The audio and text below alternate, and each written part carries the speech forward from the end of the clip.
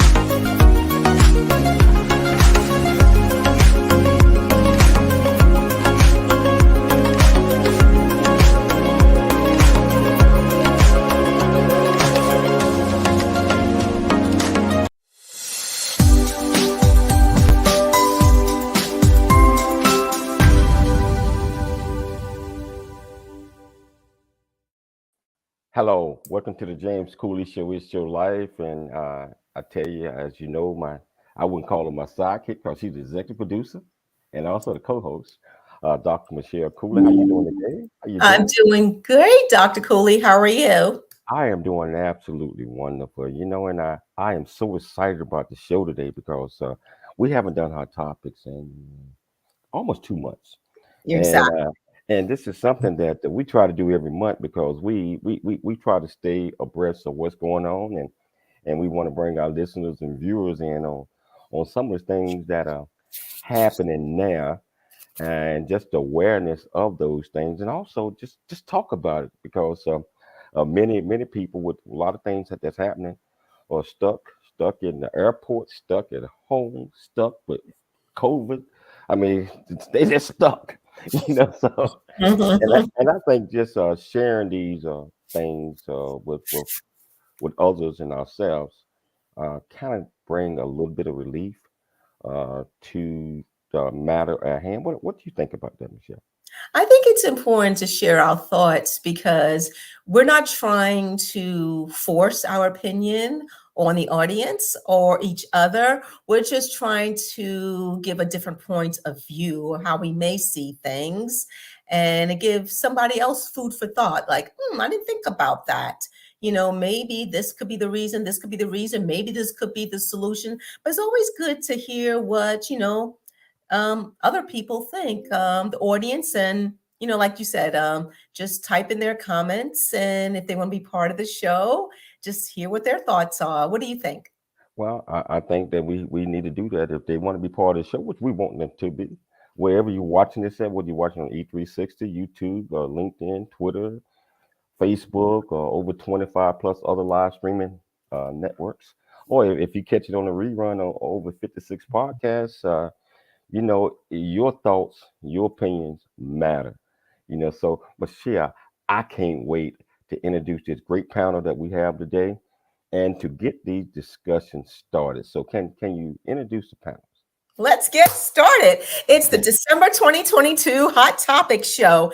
And the purpose of the show is getting to know the opinions of the Hot Topics panelists, which include financial consultant and owner of Goldsmith Financial, Joshua Goldsmith, international business developer, marketing acquisition strategist, and real estate developer, Dr. Eric Hall Sr., and cognitive behavior coach and keynote speaker, Dr. Michael Mantell. Now, we have three hot topics we're going to discuss today. The first one is, the number of Americans wrongfully detained by other nations and how that has risen. And another hot topic is the violent airline passenger incidents are rising. And the third one is increased hospitalizations regarding the flu, influenza, respiratory syncytial, RSV, and rising cases of COVID-19 are surging in this country. So let's start with topic number one. The number of Americans wrongfully detained by other nations has risen. According to the New York Times, a State Department official has said over the summer there were between 40 and 50 Americans being wrongfully detained by foreign governments. And of course, we've heard. I think we might have lost Michelle for a second or so, but of course we heard about the most famous case that Brittany Griner just got released and back, and she's home right now. So you want to pick it up, Michelle? Oh, I'm back. I'm sorry. I lost the audience. Where did I leave off at? You were getting ready to talk about probably the most famous one that we all know about now with Brittany Griner. Yes, Brittany Griner's release, from Russia imprisonment. But we're going to talk about what you guys think. So the first question is, what do you believe is the reason why so many Americans are being wrongfully detained or imprisoned by foreign governments? Let's start with you, Dr. Hall. Well, thank you so much. Greetings, everyone, today. I believe that there's a lot of things going on, that, behind the scenes we don't know about. A lot of it, stems from the political and bureaucracies and things like that going on in the world today. And it's a misfortune that is going on, especially with our American citizens. But I just think is more than meets the eye in most cases. And that's just my thoughts and my opinion. Joshua Goldsmith, what are your thoughts on that? It's I'd agree with Dr. Hall. I mean, it's a political ploy that these other countries are trying to get leverage for something that they want from us. And it's really sad that these people are being made examples of, because, I mean, this is their life, and so you don't get that time back. Wow. I definitely agree with that. What are your thoughts on that, Dr. Mantell? Well, I don't think that we as citizens really know what's going on behind the curtain. Why would countries such as Iran, China, Venezuela, North Korea, Syria, and Russia particularly take hostages and wrongfully detain innocent citizens? We don't know, except we know they want power. We know that the United States is trying to make sure that Russia and Iran stop exchanging, or Russia stop giving Iran nuclear weapons, the other way around, however it's going. There's so much we don't know. What we do know is, as was said, innocent people and their families are affected, and we need to do something, and not enough is being done. I agree with that, especially, when they are released, the mental anguish and the things they have to do to deal with after the fact. Dr. Cooley, what are your thoughts on this question? Well, just like what each one of these panel members has said, I believe it's come down to the political grip on things, and it's all about bargaining and control. Things that behind the iron curtain that Dr. Mantell is talking about. So it just come down to leverage power to have something on one country or being able to trade with another, which is not right because people's lives are at fault, and some people in some countries, they just do not care. I agree. So, question for everybody. Do you believe the more high profile American prisoners release negotiations are given top priority? A person is a person, Americans are Americans, and we want all out of being in prison. But what do you think about that question about high profile American prisoners release and being top priority for, with our government? What are your thoughts, Joshua Goldsmith? Well, high profile or not, when you only have about 50 or 60 detainees, internationally, I mean, they're all high profile to me. There is an act, it's the Robert Levinson Hostage Recovery and Hostage Taking Accountability Act, which is a mouthful. It was adopted into law in December of 2020. The act lists 11 different cases in which Americans can be considered wrongfully detained, including just being an American. We do have a gentleman named Paul Whelan. He's detained in Russia right now, 14 grams. 14 years in prison. Right. He's 61 years old. He's an ex-U.S. Marine, and he got caught with 17 grams of cannabis. Come on, what's going on here? This is definitely not about 17 grams of cannabis. This is about a political act that another country is trying to gain leverage over the U.S. And they've basically, they're hostages. They're international hostages, and it has to be dealt with, more efficiently because they have families. They have lives outside of these foreign countries. He was there for a wedding. Wow, it's really sad. It is sad. What are your thoughts, Dr. Hall? Well, I agree with Mr. Goldsmith. It's a political ploy. Like I said, I think the biggest thing is, when we think about control and we think about power, the purpose for them to, looking at it from a high profile standpoint is more bargaining chips. They're able to negotiate, on their behalf to get whatever political aspect they are. As you can see, it was in exchange for Brittany Griner, high profile, in order to get, someone that they know is, a bad guy, with all the things that they already know about the guy, but it's just about leverage, and it's unfortunate, like you said, Mr. Goldsmith said that all of them are high profile because they're Americans, and the freedom that we have here in this country that's off the back of veterans give us that high profile to the rest of the world. And that's what the rest of the world know. So they use that as bargaining chips. Thank you, Dr. Hall. And to piggyback on that, and also what Joshua said, is that these people have families back here in the United States. The separation of families and the mental stress on them must be just enormous.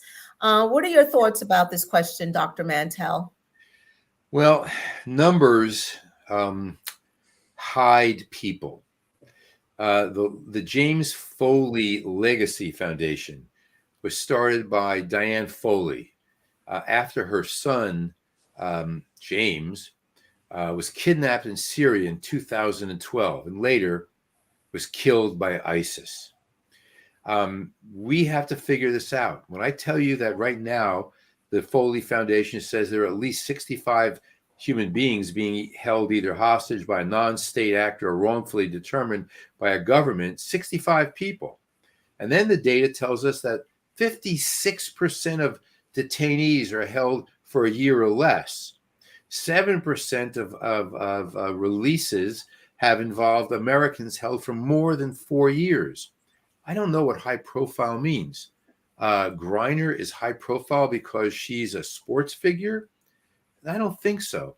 I think that as Americans, we have to say every human heart counts.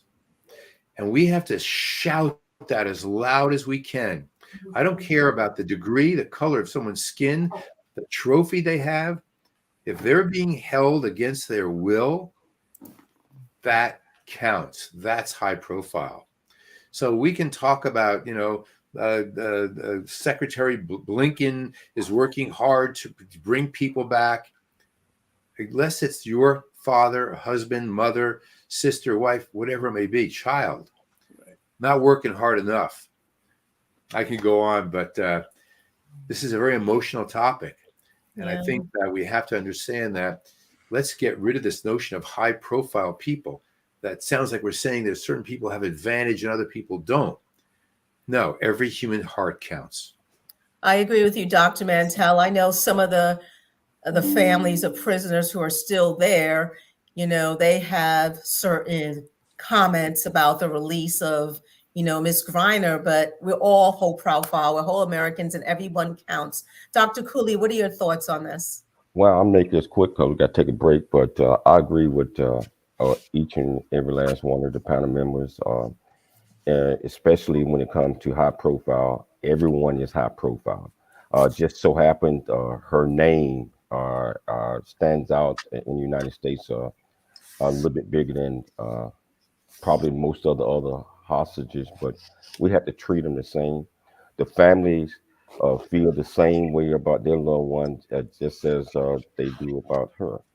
So I think this was a very great discussion, but we're going to take a station break and we're going to come back. We're going to pick it up and we're going to continue hot topics. If you want to be part of this conversation, just go to the comment and just ask us any questions that you want to, or if you just want to say hello, just say hello. It's your life. I'm Dr. James J.C. Cooley. We'll be back shortly after the break. I never wanna leave. Yeah, I'm right where I wanna be.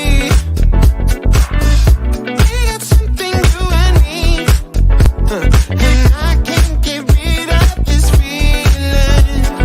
Just like a magnet, we're just like a magnet. The things we have can be taken for granted. Now I know that it has always been you. I can't help it, I'm so drawn to you. Just like a magnet, we're just like a magnet.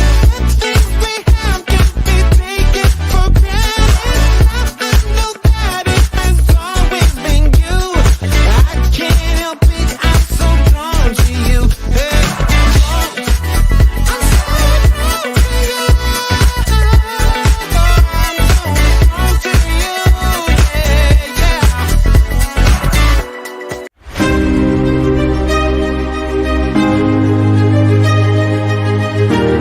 I'm so drawn to you. Yeah,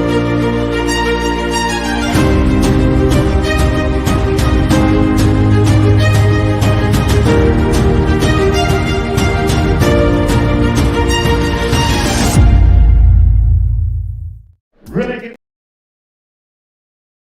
Really get a chance to know who you are.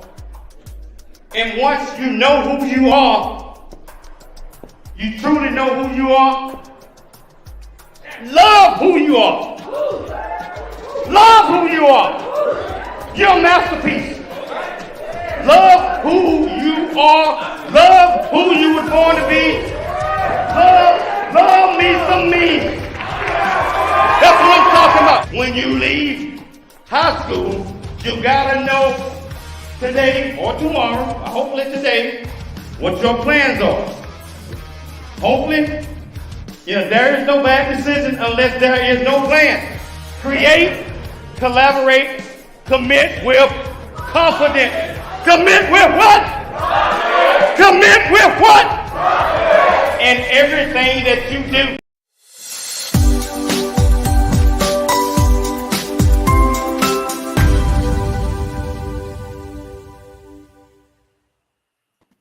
Welcome back to It's Your Life. We're talking about hot topics, and I tell you that first topic kind of brought out some emotions, which it should be, because we all care about our loved ones, and we all have to be very cognizant and very careful when we are traveling overseas, especially to these hostile countries, because they are going to do everything they can to try to find something wrong with us, so that we will be prisoners over there for a prisoner swap or whatever negotiations that they want to do with our country. So, but that's any closing remarks on that topic before we go to the next one?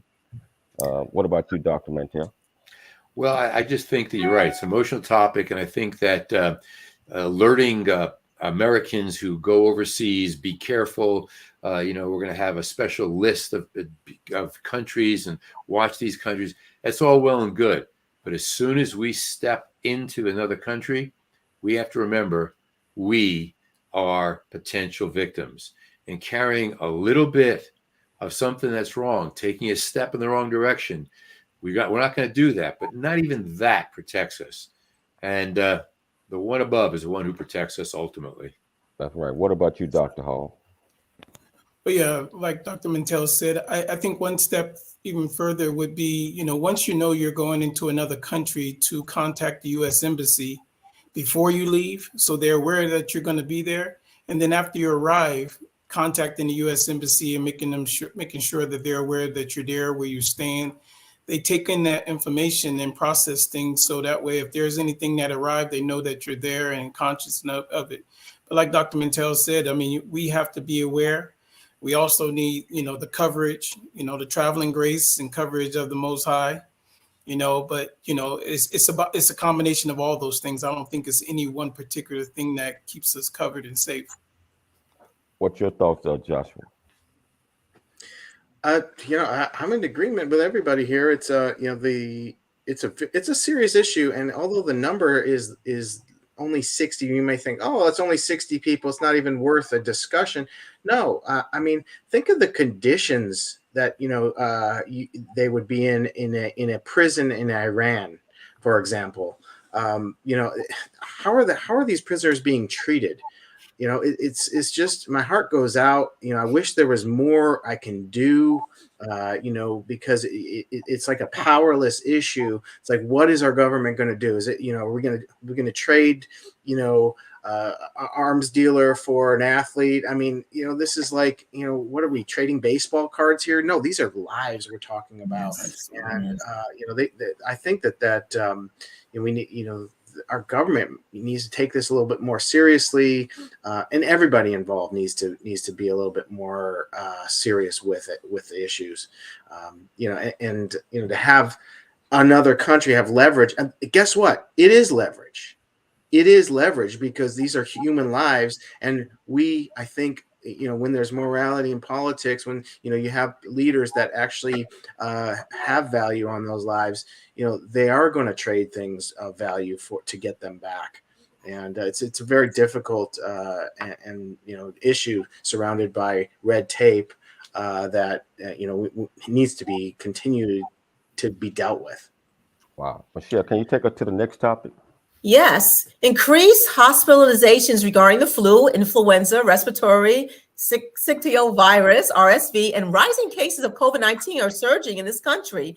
According to CNN, a tough Respiratory virus season is underway in the United States as influenza and the respiratory syncytial virus came early and hit hard this year, straining the nation's healthcare system and driving up hospitalizations to rates not seen in years, even as COVID-19 continues spreading across the country. Now, my brother's a pediatrician. The children's hospitals are slammed with cases of RSV, and the flu has just gone crazy. Now, myself, I caught the flu. And then there's a story me and James will tell soon. But No, I'm going to tell it now. well, wait a minute. Let me ask the question first. So, and this will lead to your response, Dr. Cooley. Based on the rising cases of these viruses, do you believe that people have let their guard down? And if so, why?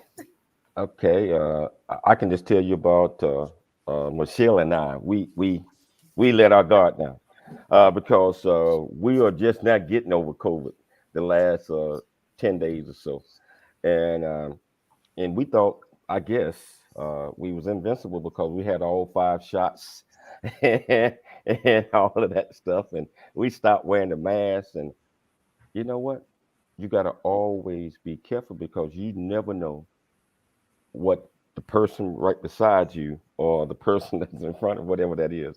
You never know what they're doing and whether they're carrying certain diseases, etc.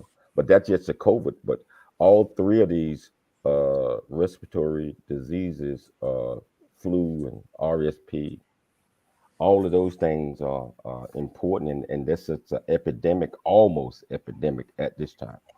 And me and James went on a cruise in October, and I caught the flu on the cruise. Didn't wear a mask at all. Just going around doing our business. I caught the flu.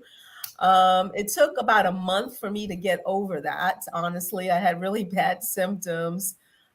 James got over his really quick, but and I got the flu shot, so it's a risk. So what are your thoughts about this, Dr. Hall? Well, I think, based on the question, do I think we let our guards down? And the answer would be absolutely. When COVID came on the scene, nobody knew what it was. I sent my daughter, who's also in the military, she got stationed in Italy. And so February of 2020, we didn't hear anything about COVID yet, right? So I put my daughter and 4 grandkids on the plane, or 3 grandkids at the time, and sent them to Italy. Unbeknownst to me, in March and April, we get to hear about COVID, but I sent her to a hotspot because we were unaware. So some of it comes from, not being educated enough, and the other things about letting our guard down. And I think that, after being locked down, we didn't go into, we went to having our rights and freedoms, taken away from us, not knowing how the heck that happened. But, it's also those things where once we got back out there, we think we're invincible. And, we've lost many family members and friends to COVID and these virus infections. So I just think that we got to do a better job in educating ourselves, as well as being able to, stay guarded, prayed up, and all those other things. Take every precaution that we can for as long as it's going to take, because we don't know when it's going to end. Thank you, Dr. Hall. What about you, Joshua? Do you think we've become too complacent and let our guard down? Well, I think what it comes down to is that the people that are higher risk need to take more precautions. They know who they are. They need to take more precautions than I would say people that don't have a compromised immune system. People over the age of 65, the numbers are different as far as mortality rates still with any flu, COVID, even a common cold. If you have a compromised immune system, you have to be more aware. Have we let our guard down? I mean, countries, China, for example, they were wearing masks even before COVID. So there is a higher awareness of communicable diseases, among foreign countries, whereas the United States, nobody was wearing a mask before at all. Has the United States let their guard down? Yes. I don't think as much so in foreign countries, because I think the awareness has been there, and not to mention that places like China, their living quarters are so much closer, than we have it here. We're just spread out, and so like for me, I mean, I work out of my house. I don't come in a lot of contact with a lot of different people, so I feel like I have a lot of buffer there between me and catching something from somebody else. But it's like today sickness is also so much more public. It's like you guys you made an announcement that you had COVID, and it's like if we didn't have the pandemic, which has been downgraded to an endemic now, I don't think that you would be announcing on a public national radio show, hey, we had COVID here, or we had the flu. If there wasn't a COVID-19, there would be no way you'd say, oh, we're just getting over the flu. It's become such an issue because it became socioeconomic. Is because they shut down. We saw what they did. I mean, it's like PTSD right now, because we saw what the government can do and how they suppressed people over this, and rightfully or wrongfully so, however you feel about it, it happened. And the economy is still reeling from it. And, whether they announce it's a recession or not, I mean, the yield curve is inverted. It's a recession. It's always been a recession when the yield curve has been inverted, meaning that 10-year bonds are paying the same amount as 30-year bonds. So why would anybody want to buy a 30-year bond and lock themselves in? We are in a recession. And it needs to, we need to kind of have a better perspective on, communicable, passing it on, and those types of diseases. And now I'm just going to stop. Thank you, Josh. So, what are your thoughts, Dr. Mantell?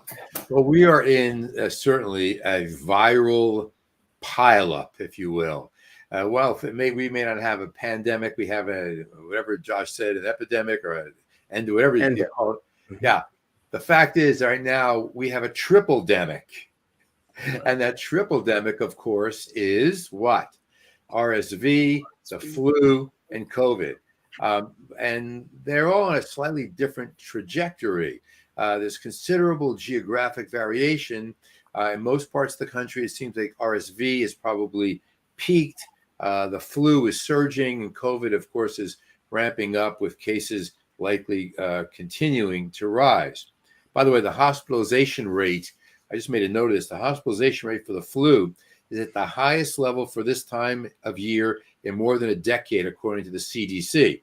13 million people have fallen ill with the flu, 120,000 have been hospitalized, 7,300 people have died from the flu. Are we being cautious enough? Let me ask you folks a question. How many of you exercise regularly? How many of you eat healthy?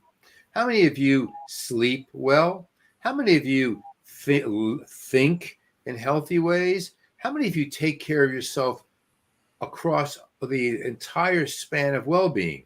That's the question. It's not just, are we wearing masks to protect against COVID? We don't even know if that really helps. There was a physician on the news last night who said these vaccines are causing more harm than good. Who knows what to believe? The way I spell science these days is SIGH-ENCE. SIGH-ENCE.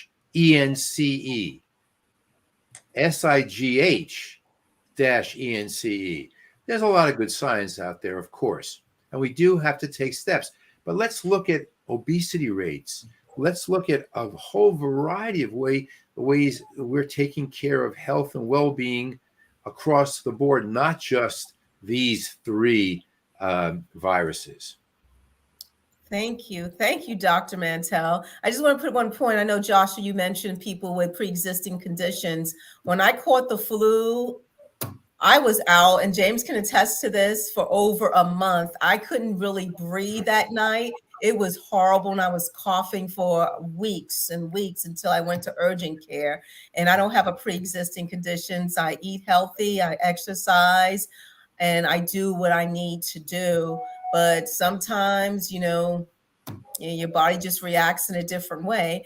One more question. And we Yeah, want to hold that question until after the break. We got to take a break, So I okay. tell you, we're gonna come back. This is so exciting, and I told you we got the world's greatest panel, and we're gonna pick it up shortly after the break. It's your life. I'm Dr. James J.C. Cooley.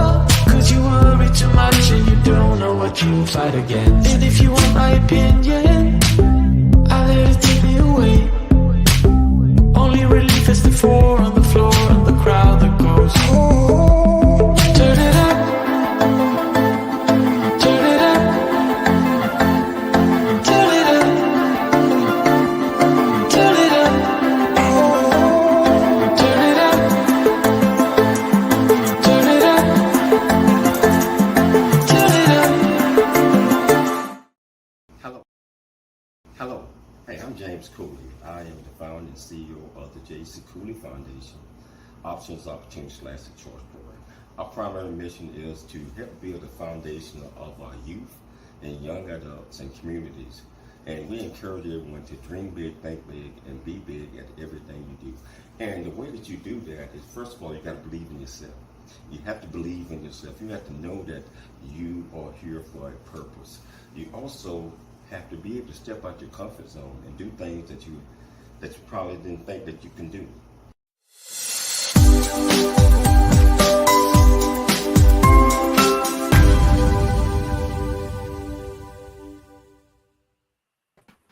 Hello, welcome back to the James Cooley Show. It's your life, and great topics that we're talking about, hot topics.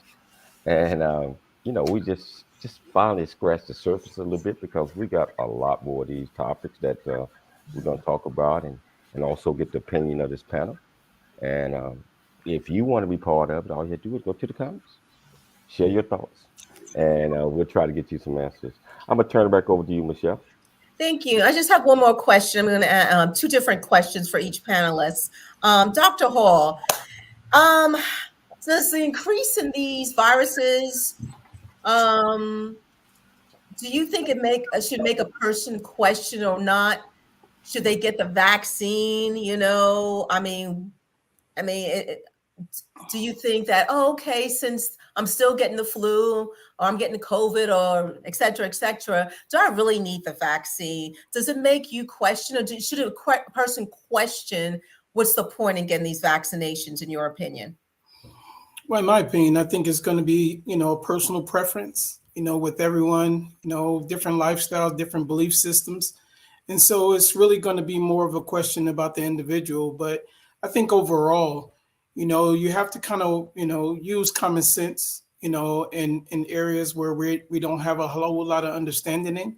So I think it's important to really be able to weigh things, and as an individual and as a collective body, when we look at, it's almost 400 million people in America. And if everybody just kind of went whatever way they felt, it'd be hard to contain things. So for the sake of, the community aspect of our country and the world, I think it's viable to kind of weigh the things and listen to the experts, the Dr. Fauci's of the world, and all those things when we're making a decision.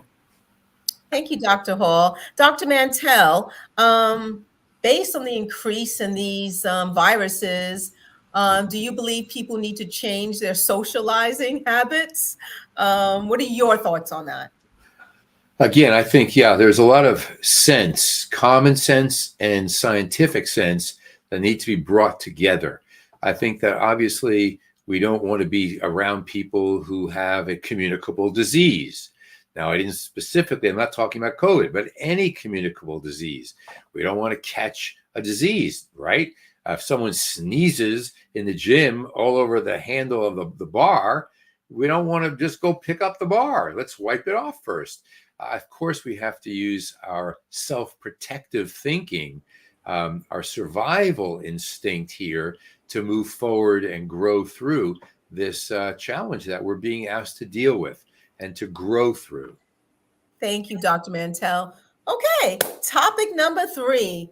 Violent airline passenger incidents are rising. According to the International Air Transport Association, there is growing concern from airlines, governments, and passengers at the increasing frequency and severity of these incidents that involve violence against crew and other passengers, harassment, and failure to comply with safety and public health instructions. Committed by a minority of passengers, unruly incidents have a disproportionate impact, threatening safety, disrupting other passengers and crew, and causing delays and diversions. In your opinion, why do you believe there's an increase in violent passenger incidents on airlines? I want to start with that myself first. I personally have not witnessed that, but I've seen passengers be disrespectful of the other passengers around them when it comes to language or just being really obnoxious behavior, whether it's them being loud or just the behavior. That's my opinion. So let's start with Joshua Goldsmith. Why do you believe there's an increase in violent passenger incidents on airlines? Well, people want to rebel, it seems, because they're looking for an outlet to, for maybe some anxiety that they've had. But one thing that we've overlooked here is the onset of YouTube and TikTok and Snapchat, and people want to create content for their channels. YouTube is paying good money for viewership. And so if they can get something interesting that that other people are going to want to watch, even just out of curiosity, they're going to watch these things and then they're going to get paid for it.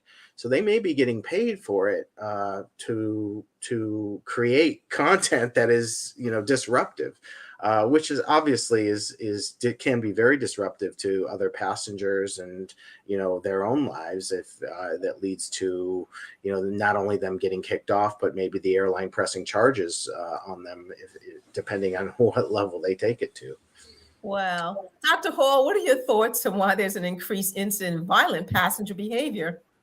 Yeah, I think like Josh said, there's a combination of things, all the negativity. We look at the media and social media, it's the big depiction of a lot of negativity. And again, when it comes to content creators, they're creating at any cost to make something go viral. And sometimes it's at the sake of other things in the negative aspect. The FAA, the ATA, all of them, the reports, 2021 and ever since COVID, the numbers have shot up through the roof. Over 6,500 cases of violent investigations have gone on passenger airlines, some more than others. And I think a lot of it is, when they're building these planes for the buck, they're squeezing the seats in, we're on top of each other, and then nobody wants to get touched. We got all these things as we've been dealing with some of these things, social ills in society, that now it's kind of like you have no other place to go, especially on the airplane. So I think that, there's a multitude of reasons why. But I think, we go back and Dr. Mantell talked about this higher power. We've taken him out of schools, out of churches, and wondering why the world is in such a chaotic state. And we have nobody to blame but us. And it's like the days of Noah all over again.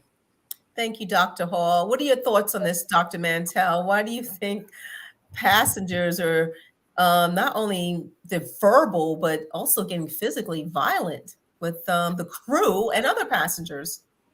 Quite a number of years ago, when I was a chief psychologist for the San Diego Police Department and worked with a number of other law enforcement agencies, federal and local, I wrote a book on violence in the workplace, ticking bombs, diffusing violence in the workplace. And what I learned then applies to today, whether we're 35,000 feet up in the air, we're on the ground, we're wherever. The fact is that unruly behavior, there were about 500 reports of unruly passengers per month in 2021. Unfortunately, it dropped in 2022 so far to about 350 reports per month, according to the FAA. What is it that strikes us? We have three beliefs. Number one, that something around us should or must be different. Number two, it's horrible, terrible, and awful. It's not the way I demand, insist, and expect it to be. And number three, I can't stand this. I can't bear it. When you tell yourself something else must be different, it must be my way, and you believe it's terrible, horrible, and awful, and you demand, insist, and expect it to be different, and tell yourself I can't tolerate it, you're going to blow up. Now, here's the difficulty. When you blow up, and very rarely does anything happen, fewer than 30% of the cases of unruly passengers have been investigated, and only 15% have resulted in enforcement action. You can do what you want. And as I said before we began, there used to be a place where people would go if they wanted to do whatever they wanted to do, wherever they wanted to, even if it was against the law, and that's called prison. We don't enforce people. We don't enforce these things anymore. We have to go to schools and teach kids to think differently when things don't happen the way they like. It's not awful. It's unfortunate. It's too bad. You can bear it. You can tolerate it. You don't have a right to step on someone else's toes. Boy, could we go on about this. Thank you, Dr. Mantell. Dr. Cooley, why do you think some passengers have gone just ballistic? And like with Dr. Mantell, well, we stopped sending them to prison. I think it's a combination of everything. I believe that depending on your attitude that day or whatever, and there's no excuse, that we sometimes, we call it in the South, act the fool. You act the fool on an airplane when you got all these other people that's there, and a lot of them are sitting back worried about getting to the next destination, and you don't put any thoughts into what you're doing or what you're saying. Next thing you know, you fighting on the airplane or in the airport, or you're doing some crazy stuff.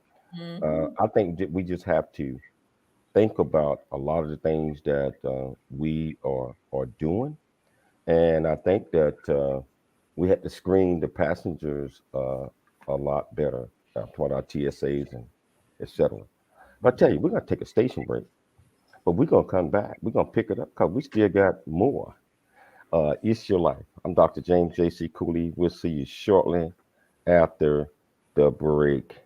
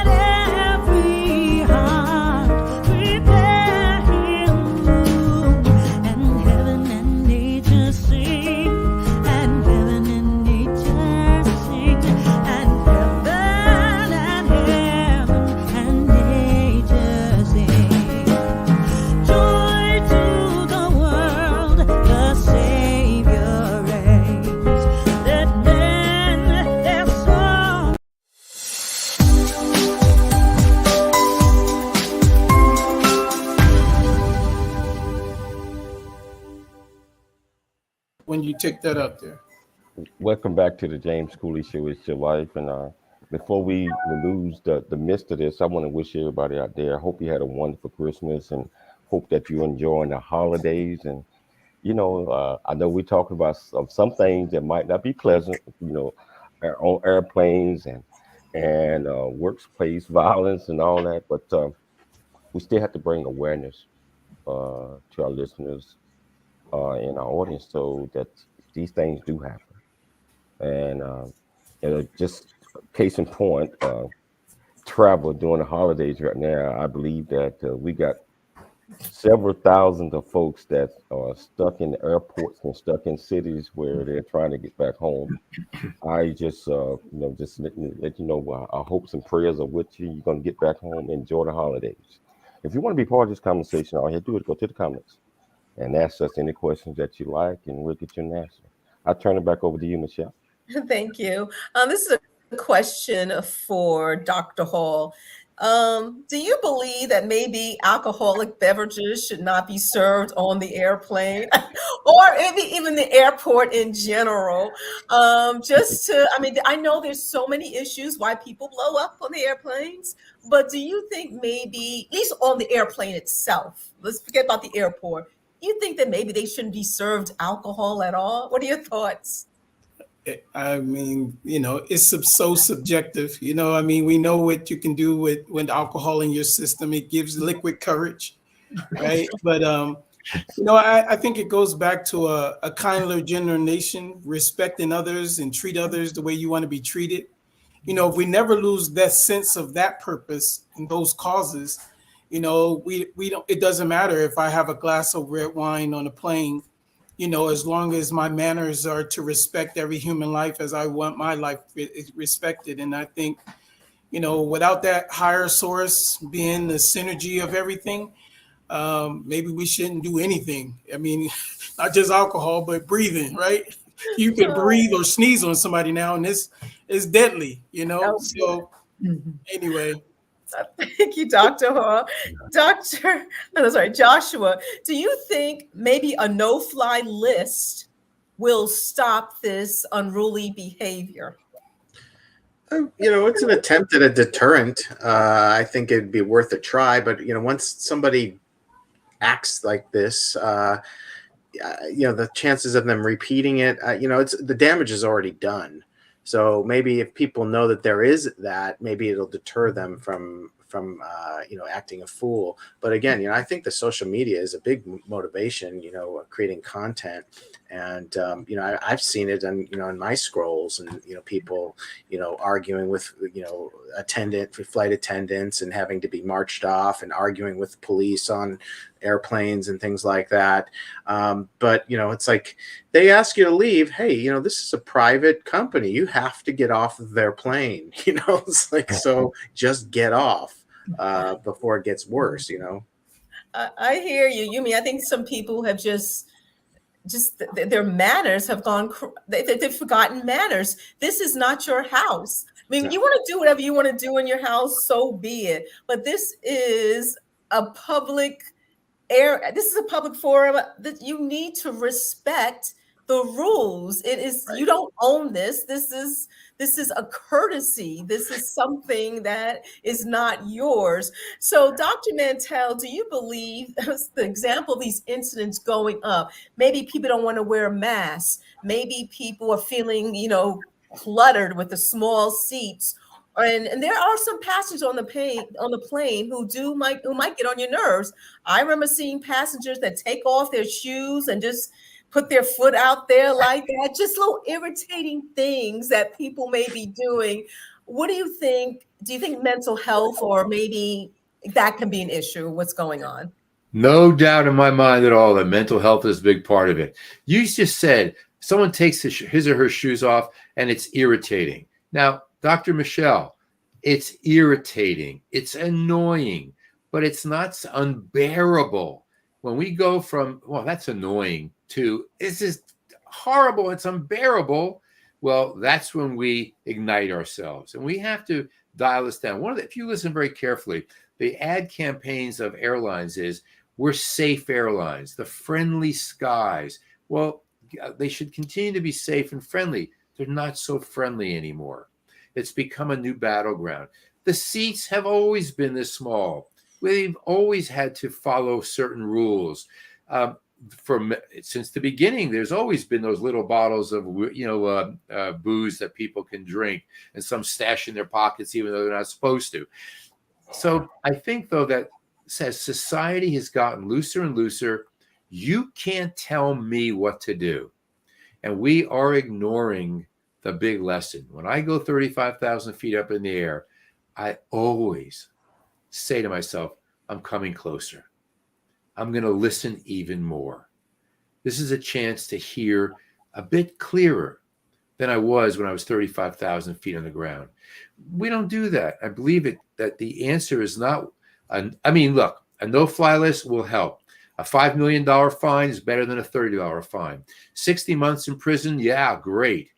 Will that help? That's after the fact. I'm a preventer, I'm not an ambulance at the bottom of the hill. I'm a fence at the top of the hill guy. I say start in schools. That's in churches and synagogues. That's where it belongs. Wow. Thank you, Dr. Mantell. Dr. Cooley, you want to close us out and give your thoughts? Absolutely. I have to agree with each and every last one of you, especially what Dr. Hall said about respect. And Dr. Mantell, it's about the attitude and being able to, I guess, control wherever your environment at. And Josh, as always, man, you just lay it out there. A no-fly zone or a passenger list. I don't think it's going to help some folks. It's not going to help others because you don't know which one of these or whoever's going to act the food first on the plane. And mental health is a big issue, I believe. And I just want to thank each and every last one of you for taking time to come on Hot Topics. We got to do this more often. We missed last month, and you all see how fun it is. And so we're back on it in January. We're back on it, and I don't know if you guys will be available, but we're gonna reach out because I kind of like to keep the pound of the same.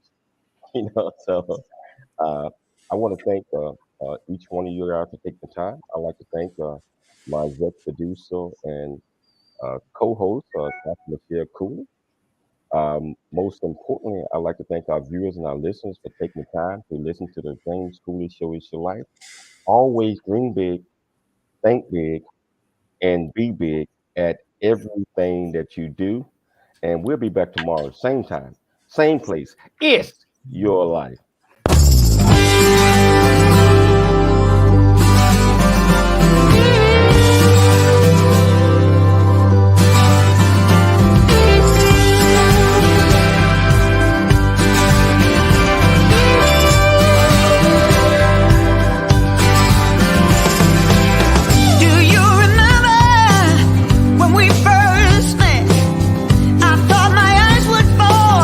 Straight out of my head. Yes, we all